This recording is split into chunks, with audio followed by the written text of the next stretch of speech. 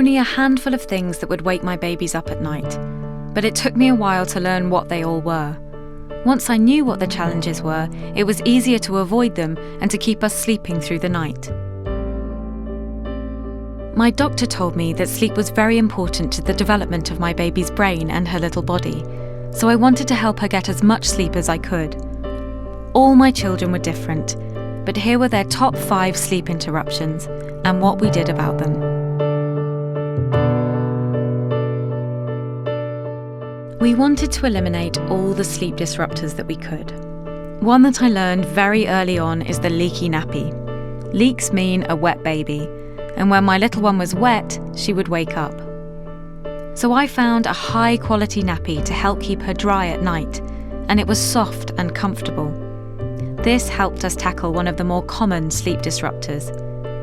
And a good night of sleep meant a good morning for both of us. For those first few months, all of my babies ate every few hours around the clock. I learned pretty quickly that I didn't want them to need to eat to go back to sleep, so I would keep them awake while they ate, sometimes by talking or singing quietly to them, or I would change their nappy halfway through feeding to help them stay awake. Putting them in the bed before they were asleep was the key to teaching them how to put themselves back to sleep. My babies all seemed to have a window of time for putting them down, and if I missed it, then they got overtired and I'd have a hard time getting them down at all. It took me a while because they were all different, but eventually I learned all their sleepy signals, things like rubbing their eyes, fussiness, or laying their head down. When I saw any of these, I'd get them to bed as soon as I could. Loud noises were often a problem, especially for child 2 and 3, but we also found that silence was a problem as well.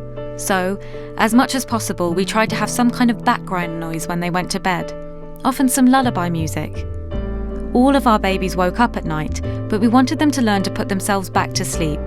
So we tried our best not to run in there every time they whimpered, because our noise and energy would often be the thing that woke them up. Have you ever been visiting someone or staying in a hotel, and when you wake up, it takes a minute for you to figure out where you are? That's what it's like for babies, except they will need to see your face to orient them. So, if they wake up at night in a different place than where they went to sleep, they will often cry out for you. To help with this, we'd try and keep a bedtime routine which includes going to sleep in the same place they are going to sleep all night. This is especially true if we were sleeping away from home.